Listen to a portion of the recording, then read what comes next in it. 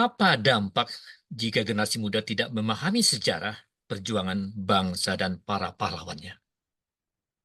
Ini berbahaya karena mereka tidak akan mengetahui yang baik dengan yang tidak baik yang pernah terjadi di masa lalu. Jadi dengan mempelajari sejarah, Bung Anton, semoga kita terbantu dalam memahami kejadian-kejadian masa lalu. Dengan hikmah pelajaran dari masa lalu, bukan saja kita mampu mengenal diri kita, latar belakang kita, lingkungan kita, dan faktor-faktor yang menjadikan kita seperti sekarang ini, yang memberikan kita pelajaran yang bagus, diteruskan, dilanjutkan, yang tidak bagus, ditinggalkan. Ini yang penting dalam sejarah. Ini kita melihat sejarah, oh ini yang bagus, kita teruskan. Oh ini yang tidak bagus. Dari manapun datang yang bagus itu patut menjadi pelajaran bagi kita. Dari manapun datang yang tidak bagus itu patut juga menjadi pelajaran bagi kita. Kemudian dalam kondisi seperti geopolitik di dunia sekarang ini, seberapa eh, mendesaknya mencintai tanah air melalui pelajaran sejarah? Oh jelas, itu penting sekali. Karena sekarang ini, khusus untuk sebuah negara seperti Republik Indonesia, yang selalu digaungkan, dikumandangkan kepada seluruh umat manusia, bahwa kita ini sangat raya.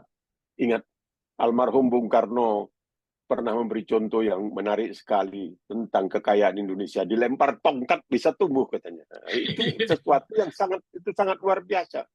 Jadi kalau kita tidak mempelajari sejarah, ini kekayaan-kekayaan kita ini nanti bisa dijarah oleh orang lain.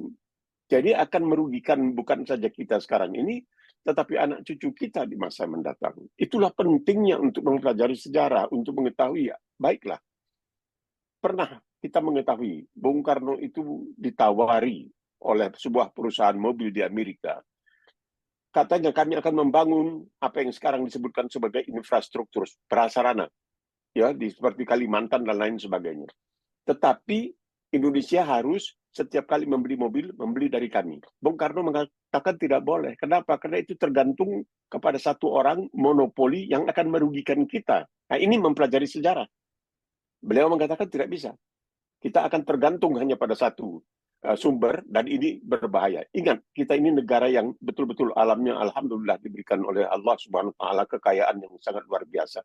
Sehingga disebutkan sebagai Zamrud, Khatulistiwa dan lain sebagainya. Jadi inilah pentingnya untuk mempelajari sejarah. Jangan sampai kekayaan kita itu bukan kita yang menggarap, bukan kita yang memanfaatkan, tetapi orang lain. Nah, ini terjadi penjajahan ekonomi nantinya kalau kita tidak hati-hati.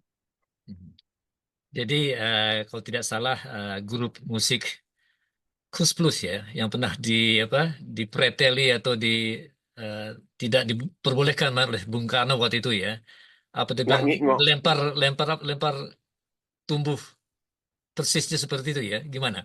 Ya, itu kan Bung Karno mengatakan, barangkali agak kalau istilah orang Jawanya kebablasan sedikit waktu itu Bung Karno ya. Mungkin hal-hal yang tidak begitu penting dijadikan perhatian itu, makanya Kus Plus itu dikatakan ngak ngok dan lain sebagainya. Padahal musik itu adalah sesuatu yang betul-betul universal. Biar kita masuk ke pedalaman Afrika, kita akan melihat mereka main musik paling tidak dengan gendang, dan gendang ini merupakan salah satu alat musik yang paling universal. Jadi itu barangkali agak terlalu berlebihan. Kita bisa memilih dan meniru dari mana saja, asalkan itu adalah demi kebaikan untuk bangsa kita. Dan kita harus menjaga agar kekayaan kita jangan sampai terjadi penjajahan kedua karena dijarah oleh orang-orang yang tidak memikirkan nasib kita, tetapi memikirkan nasib mereka sendiri. Inilah pentingnya untuk mempelajari sejarah. Karena seperti dikatakan oleh seorang sejarawan Inggris, Noel Malcolm, untuk memahami masa kini, kita harus memahami masa lalu. Dan kita tidak dapat melakukan hal itu dengan baik kalau kita memaksa masa lalu itu supaya sesuai dengan masa tidak. Masa lalu itu hanya sebagai mercusuar kita untuk memberikan suatu pedoman, suatu arah kepada kita apa yang harus kita lakukan. Yang baik kita lanjutkan, yang jelek kita tinggalkan.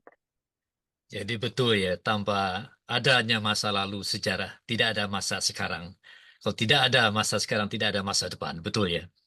Itu betul, itu sangat penting. Masa lalu itu sungguh sangat penting. Jadi kalau kita melihat misalnya bukan saja secara arkeologi, tetapi dalam agama pun ada diajarkan. Ingat, jangan lupakan apa yang pernah terjadi kepada suatu bangsa, suatu kaum di masa lalu. Karena mereka tidak hati-hati dan lain sebagainya, mereka punah. Dan kita tidak menginginkan bahwa itu bisa sampai terjadi. Karena rasa ingin tahu kita tentang masa lalu itu kita mempelajari sejarah karena kita ingin tahu apa sebenarnya yang telah terjadi. Ini kan penting untuk mengetahui bukan hanya tentang sejarah keluarga kita, tetapi sejarah bangsa kita untuk memahami apa yang terjadi di masa lalu demi memahami siapa kita sebenarnya. Ini penting. Kalau kita tidak tahu keturunan kita misalnya, itu sejarah, maka kita tidak tahu siapa kita. Jadi tidak heran ya, Inggris, Portugis, Belanda sampai ke tanah air dan sempat menduduki bangsa yang kita cinta ini ya. Nah, ingat apa yang terjadi. Kita berhasil dipecah belah. Ini menunjukkan NKRI yang mau tidak mau harus kita akui merupakan sumbangsih seorang bernama Muhammad Natsir, Allah yarhamu, rahimakumullah. Itu harus kita jaga. Karena ketika kita dipecah belah, ada istilahnya dalam bahasa Latin yang dipakai oleh para penjajah, divide et impera. Pecah belah, lalu bisa dikuasai. Itu yang paling berbahaya. Dan kita harus punya keteguhan seperti dikatakan oleh seorang yang terkemuka di Inggris, Sir Walter Raleigh kalau saya tidak salah. Ini orang juga yang kalau tidak salah saya memperkenalkan tembakau kepada umat manusia. Adakah seorang manusia yang masih bernafas, tanyanya, namun jiwanya padam karena tidak pernah mengatakan pada dirinya, inilah tanah tumpah darahku, yang direbut kembali dengan darah dan air mata, dengan pengorbanan jiwa dan raga oleh mereka yang ketika bertarung melawan kekuatan yang jauh lebih besar, mengatakan merdeka atau mati. Jadi betul ya, kita harus berterima kasih kepada bapak-bapak pendiri bangsa ini, Bung Karno, Bung Hatta, Syahrir, Haji Agus Salim. Terima kasih sekali kepada mereka. Ya, betul. Karena terutama Haji Agus Salim dikatakan orang yang mampu 17 bahasa, tetapi ada kekurangan. Ketika ditanya kepada orang yang mengatakan Haji Agus Salim punya kekurangan, dia mengatakan dia orang melarat.